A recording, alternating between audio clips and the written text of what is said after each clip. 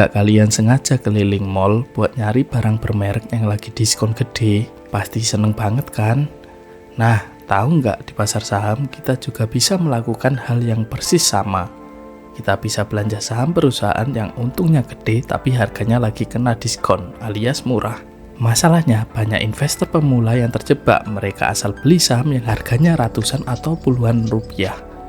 Karena mikir itu terlalu murah. Padahal murah atau mahalnya saham itu bukan dilihat dari harga nominal per lembarnya. Lalu gimana cara tahu kalau sebuah saham itu beneran murah atau malah murahan?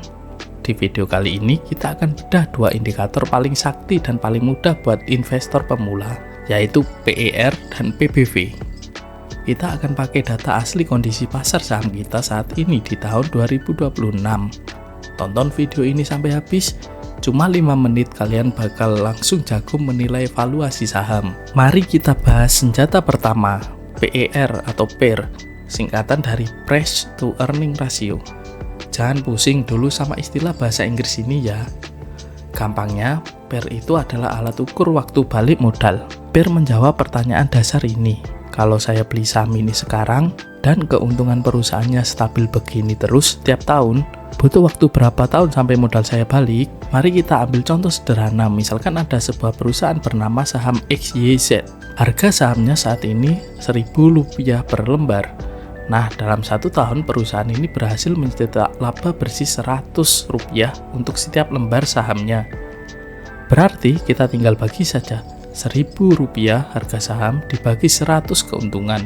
Hasilnya adalah 10, maka kita sebut PER saham XYZ ini adalah 10 kali. Artinya kamu butuh waktu 10 tahun buat balik modal melalui keuntungan yang dihasilkan perusahaan tersebut.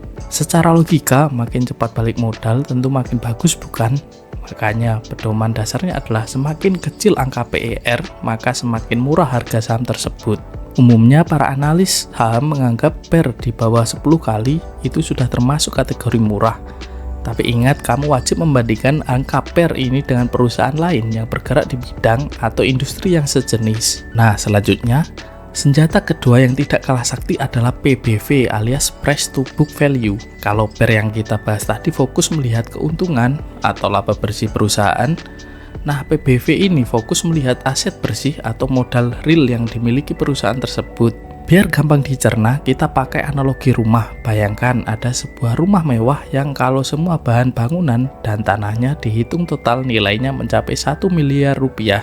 Tapi si pemilik rumah lagi butuh uang cepat dan menjual rumah itu ke kamu cuma seharga 500 juta. Berarti kamu membeli rumah itu setengah dari nilai aslinya. Alias PBV-nya cuma 0,5 kali. Untung banget kan? Di dunia saham konsepnya sama persis. PBV membandingkan harga saham di pasar dengan nilai buku atau modal asli perusahaan per lembar saham. Jika sebuah saham memiliki PBV di bawah 1 kali, itu artinya harga sahamnya di pasar saat ini lebih murah ketimbang nilai aset bersih perusahaannya. Kalau pahit-pahitnya perusahaan itu bangkrut hari ini, lalu semua asetnya dijual untuk bayar utang, dan sisanya dibagikan ke pemegang saham, kamu justru berpotensi dapat uang lebih besar dari modal yang kamu keluarkan di awal. Jadi patokan umumnya, PBV di bawah 1 kali atau mendekati 1 kali itu adalah indikator kuat bahwa saham tersebut sedang murah. Nah, biar kalian gak bingung sama teori, mari kita bedah data real di pasar saham Indonesia saat ini di tahun 2026.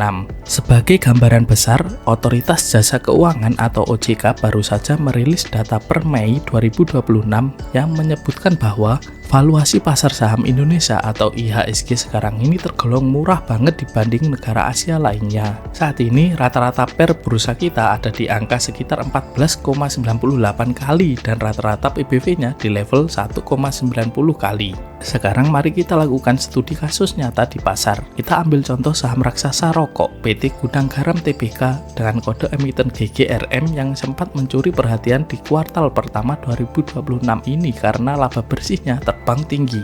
Secara nominal, harga GGRM mungkin terlihat mahal karena mencapai belasan ribu rupiah per lembar. Tapi coba kita bedah memakai kacamata PER dan PBV. Lihat angka PBV-nya yang cuma 0,52 kali. Angka ini jauh di bawah angka 1 dan jauh lebih murah dibanding rata-rata PBV pasar yang ada di level 1,90 kali. Ditambah lagi nilai PER-nya yang berada di angka 11 kali juga masih berada di bawah rata-rata PER IHSG kita yang hampir menyentuh 15 kali. Dari data nyata tahun 2026 ini, kita bisa langsung tahu bahwa saham ini secara valuasi dasar masuk kategori murah atau salah harga. Karena aset dan pertumbuhan labanya dihargai lebih rendah oleh pasar saat terjadi gejolak atau ketakutan global. Disinilah investor cerdas memanfaatkan peluang emas untuk mengumpulkan saham murah.